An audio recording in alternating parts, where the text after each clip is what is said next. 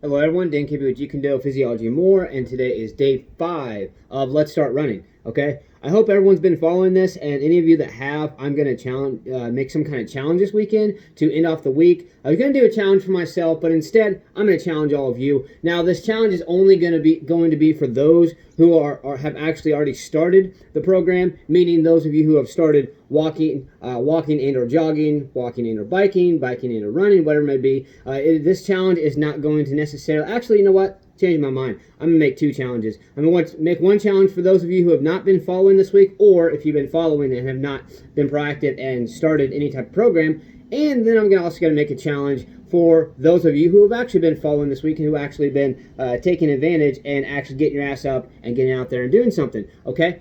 So today, I would like to discuss a little bit more on the progression. The reason being because progression is extremely important, okay? If we don't gradually progress our bodies and get our bodies adapted, then it's going to put our bodies into shock. Just like with eating, okay? If you're used to eating 1 to 2, I'm not going to get too much into the nutrition aspect because I did 3 weeks of nutrition, but it's similar to your eating habits, okay? So if you're used to eating one way for a certain period of time for so many years, your body's going to get used to that. If you just jump right into something, it's going to go into shock, and you'll be like, no, your mind's going to tell you, no, go back to where we was, because this shit just isn't working, okay? Same thing with exercise. If you're used to exercising a lot, and you go to not exercising hardly at all, honestly, it can affect your mentality. I know from experience. I also know from other people's experiences of people that I've trained with, people that I know, okay? And so another thing, too, it's going to do is you're going to really screw yourself up, okay?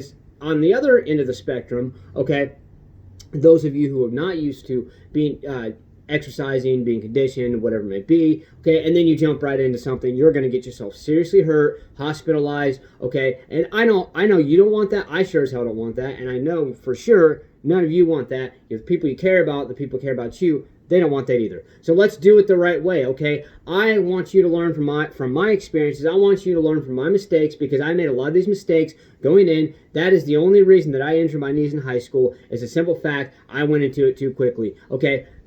I want everyone to just avoid and just get rid of these misconceptions about running is bad and all this. Running is probably the single most efficient, the single best training you can do out of anything and everything. I know there are a lot of you out there who are cyclists or swimmers. You're probably going to argue this with me, okay? Given, yes, in cycling, you use your arms back and forth, whatever, or, if you're, a lot of times what I do when I'm riding a bike, I'll go, no-handed and just pump my arms, work my arms a little more, get my heart rate up, okay? And the swimmers, you're thinking, okay, well, you go like this. Okay, here's the thing. Number 1, running, yes.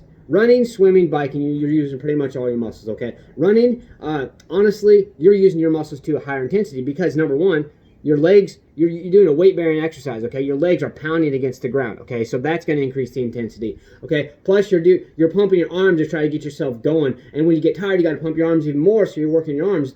Look what else I'm working. My neck. You turn your neck back and forth, okay? You go up, you're using your neck, using your chest muscles. You're using pretty much every single muscle in your body. When you combine that with other exercises, it can be very beneficial. The point I'm making is nothing replaces running. I don't care. You can do simulation, okay? Just like biking. There are benefits to cycling. That's why I alternate a lot of times between running and cycling. There's benefits from cycling that can actually enhance your running. There's benefits from swimming that can enhance your running. There's benefits from running that can enhance your swimming, running enhance your biking, and it all comes into play. That's why, honestly, 4 main types of cardiovascular training that are the simplest to do, and that's something pretty much anybody can do, is running, biking, swimming, and rowing, okay?